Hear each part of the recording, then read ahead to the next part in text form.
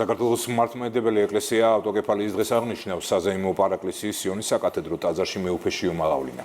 რუსეთის მიერ 1811 წელს ძალადობრივად გაუქმებული ავტოკეფალია საქართველომ 1917 წლის 25 მარტს აღიდგინა, თუმცა 1921 წლიდან საბჭოთა ოკუპაციის პირობებში საქართველოს სამოციქულო მართლმადიდებელი ეკლესიის ავტოკეფალია მხოლოდ 1990 წელს სრულიად საქართველოს კათოლიკოს პატრიარქის ილია მეორის ძალისხმევით იქნა აღიარებული.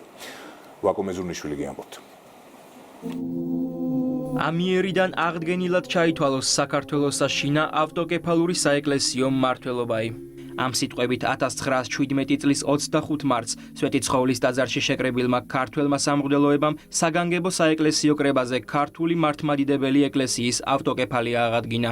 1990 წლის 4 მარტს საქართველოს კათოლიკოს პატრიარქ ილია მეორის ძალისხმევით კონსტანტინოპოლის მთავარეპისკოპოსმა და მსოფლიო პატრიარქმა დიმიტრიოს პირველმა საქართველოს მართლმადიდებელ ეკლესიას ისტორიული ავტოკეფალიის დამადასტურებელი სიგელი ტომოსი გადმოსცა.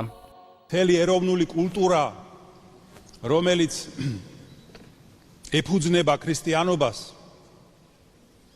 არის შედეგი ავტოკეფალიის, რამაც განაპირობა შემდგომ მთელი ჩვენი სულიერი ცხოვრების და კულტურის განვითარება. ეს არის ჩვენთვის ძალიან დიდი პასუხისმგებლობა, ძალიან დიდი საჩუქარი ღვთისა. და ეს არის ყველასთვის ყურადსაღები, რომ ამას უნდა მოუფრთხილდეთ, ამით უნდა ვიამაყოთ. საქართველოს მართლმადიდებელ ეკლესიას ავტოკეფალიის აღდგენის დღე მიულოცა პარლამენტის თავმჯდომარემ. შალვა პაპუაშვილმა ისტორიული თარიღი პირველ რიგში პატრიარქს მიულოცა, რომელმაც მისი თქმით თავდადებით გააგრძელა ქართული ეკლესიის დიდ მამათა გზა.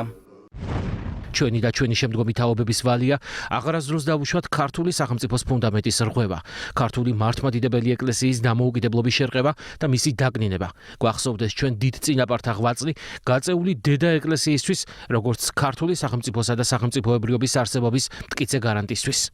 ავტოკეფალიის აღდგენის მნიშვნელობაზე საუბრობენ საეკლესიო მრევლში. განსაკუთრებით გამოყოფენ საქართველოს კათოლიკოს პატრიარქის ილია მეორის დამსახურებას და ამ აღიარებას დამოუკიდებლობის მოპოვების წინაპირობად მიიჩნევენ.